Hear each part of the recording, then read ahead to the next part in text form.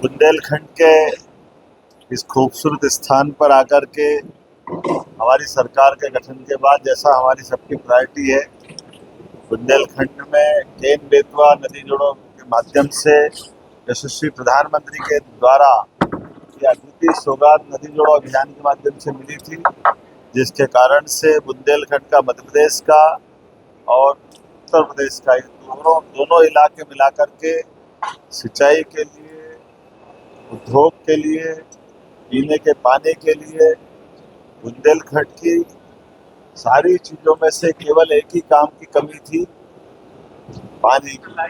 और हमारी सरकार ने नदी जोड़ो अभियान के माध्यम से देश भर में नंबर 1 का स्थान बनाया। जब हम राजस्थान, उत्तर प्रदेश, महाराष्ट्र सभी के साथ नदी जोड़ो अभियान में सबसे आगे निकले और यशस्वी प्रधानमंत्री ने नदी जोड़ो अभियान के लिए 90% की ग्रांट दे करके हमारे पूरे क्षेत्र के लिए सभी तरह से,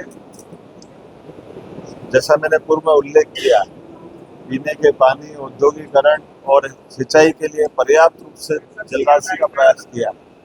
साथ ही साथ बुंदेलखंड को लेकर के हमने अपने इस स्थान पर टूरिज्म को भी बढ़ावा देने के लिए, आपको उल्लेख होगा कि ये ओबेरॉय ग्रुप के माध्यम से पूरे देश का सर्वश्रेष्ठ एक ऐतिहासिक किले के रूप में जो प्रॉपर्टी थी, आज वो अपना एक विशेष स्थान बनाते हुए हमारे पन्ना रिजर्व टाइगर और साथ ही साथ पर्यटन के बाकी गतिविधि चलाने के लिए ये अद्भुत स्थान बना है। हमने टूरिज्म के साथ साथ माइनिंग सेक्टर में भी, जैसे हीरा को जीआई टैग दिलाया, पन्ना के अंदर मेडिकल कॉलेज, कटनी के अंदर मेडिकल कॉलेज, हमारे अपने छतरपुर में मेडिकल कॉलेज अगले साल तक प्रारंभ हो ही जाएगा। टीकमगढ़ का और सारे क्षेत्र की दृष्टि से एक एक करके हर क्षेत्र में school, college, medical college, hospital, उद्योग धंधे की दृष्टि से कई सारी सौगातें कल हमारी कैबिनेट में भी आने वाली है।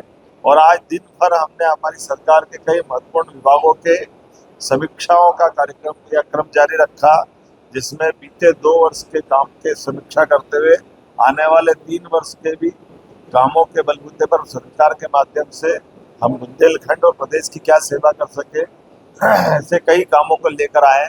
ये कन्वेंशन हॉल का उपयोग प्रॉपर तरीके से शासन के साथ सामाजिक स्तर पे सभी प्रकार से इसके बेहतर उपयोग हो, इसलिए पर्यटन विकास निगम को पुनः दिलवा करके इसकी सुविधा के साथ साथ ये हमारा क्षेत्र कैसे आगे बढ़े, इस पे हम काम कर रहे हैं।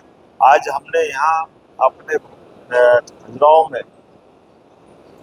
जनजाति जाति विभाग, स्थानीय शासन विभाग, टेक्निकल और एजुकेशन के साथ ऐसे कई प्रकार के अलग अलग विभागों की भी समीक्षा की है और हमारे अपने वरिष्ठ मंत्रियों के साथ उनके विभागों के भी कई दूरदर्शी निर्णय लेने का प्रयास किया है।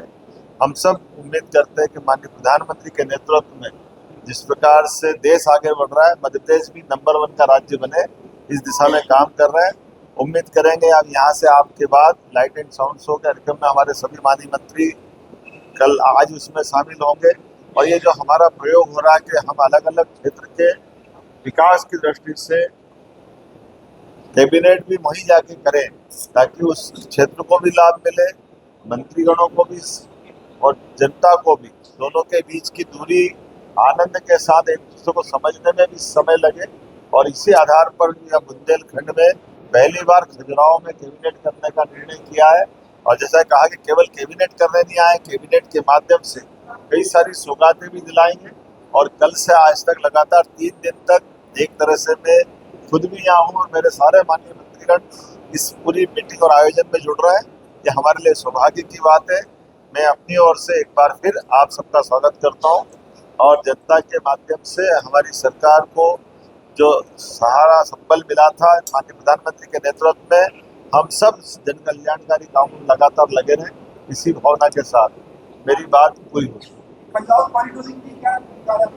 धीरे मना धीरे सब कुछ हो, कल बताएंगे कैबिनेट के बाद क्या क्या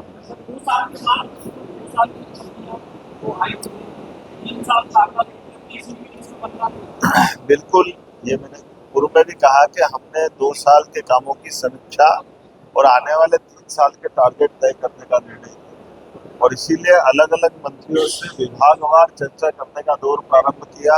एक दौर विधानसभा के दरमियान से वहां चला था, बाकी का अभी आया है और कुछ और बचेगा, लेकिन इसके बाद हमारी अपनी इसी महीने के अंदर और बड़े सारी सौगातें मिल रही है।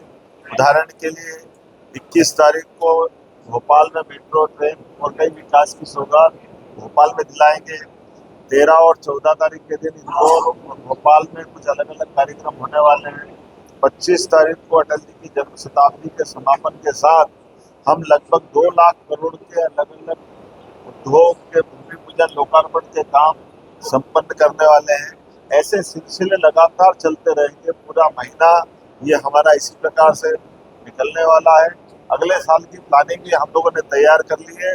अगला साल एग्रीकल्चर से जुड़े हुए सभी प्रकार के कृषि आधारित उद्योग, कृषि से आय बढ़ाना, हार्टिकल्चर से जोड़ करके किसानों की आय कैसे बढ़े, इरिगेटेड एरिया कितना बढ़े, बिजली सोलर से और बाकी जगह से कैसे अधिक से अधिक सस्ती मिले, ऐसे कई काम लेकर अगले साल भी हम अपने शासन की योजनाओं से जन कल्याणकारी भाव को लगातार आगे बढ़ाएंगे।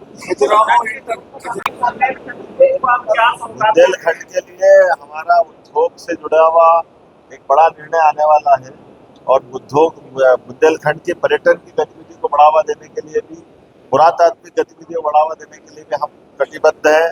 एजुकेशन के लिए जैसे उल्लेखनीय बुंदेलखंड में हमारी सरकार बनने के बाद ही हमने रानी अवंतीबाई के नाम पर सागर में विश्वविद्यालय दिया।